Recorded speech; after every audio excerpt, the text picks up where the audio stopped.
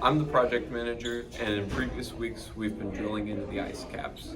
In these ice caps, we have all of these really super deep, slippery tunnels, so we have a bit of a solution for that.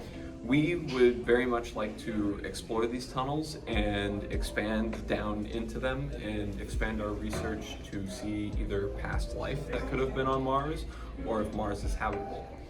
From this, we had the problem of the robot slipping a little bit.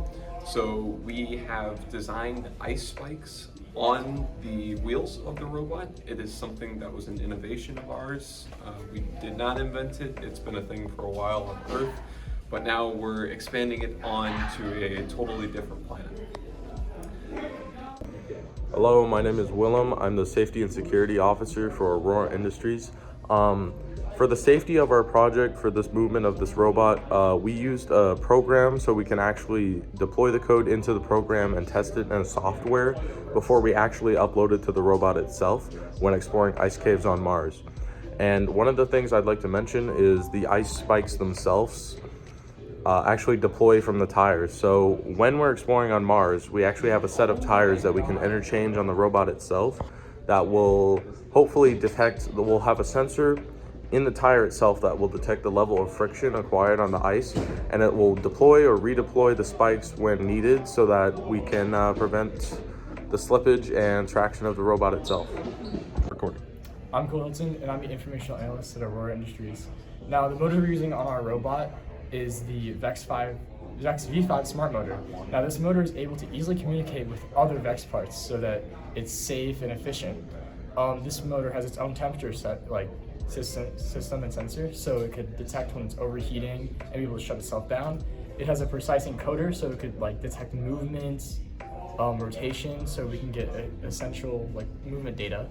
It's easy to program, so that makes it safer and more reliable. There's nothing that can go wrong. There's interchangeable gear cartridges, so that means that we can customize the power and torque and change what the motor needs to be for the task we need it to do. And the X shape allows it to maneuver in specialized ways that a normal robot couldn't move. Hello, I'm Justin Belargin, and this is the code for our robot program. Alright, so the first one we have here is our setup for our code. So it basically defines the motor, it defines the brain, defines the bumper and sonar, and sets the variables power and distance so we can use them later.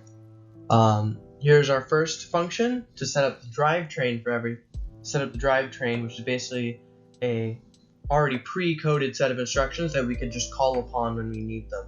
So this is ours for moving forward, and the next one we have here is moving backwards, right? And of course, if we move backwards and move forwards, we want to be able to move left.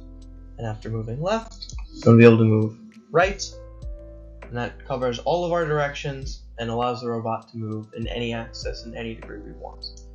And here is our actual use of the drivetrain functions, right? So it starts at the top and works its way down. So we start with a forward, we start with a left, forward, left, forward, and to go through this maze, right? There was one issue that I had, which was this correction right here, already mentioned, right there. And that was just to straighten everything out. All right. A part of our robot is studying the movements in a tunnel system. In the maze, just like a core maze, you have to navigate your way out after taking multiple turns and using the lessons learned. So this robot that we use, it has an ultrasonic sensor that can sense if it's close to an object in the front, and then it can turn left or right.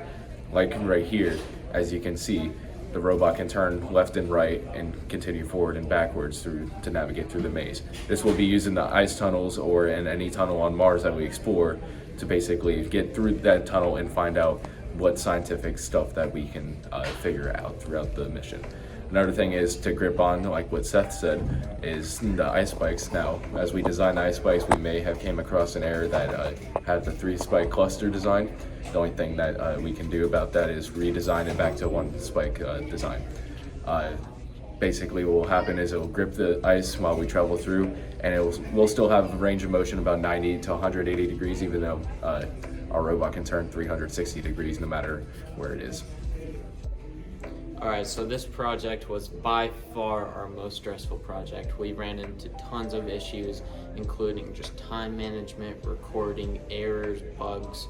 I mean, at one point, I don't know if Justin went over this or not, but the robot was clipping into the ground, just never to be seen again. It was a catastrophe. But in the end, I mean, throughout the hundreds of problems we faced, we came out on top. As we encountered our issues, we contacted peers and other project managers around the globe to help us out, such as Napoleon's Army, where they have mastered our issues that we stumbled upon, especially the clipping into the ground. That was the most nerve-wracking thing because it was delaying us. Even I ran into a great ticket right here. A great ticket for running a red light. That is a major setback for me mentally, and we overcame that by immediately just getting straight back to our track that we had. But many issues that we overcame, and we overcame them within a timely manner and getting it done before the Friday due date.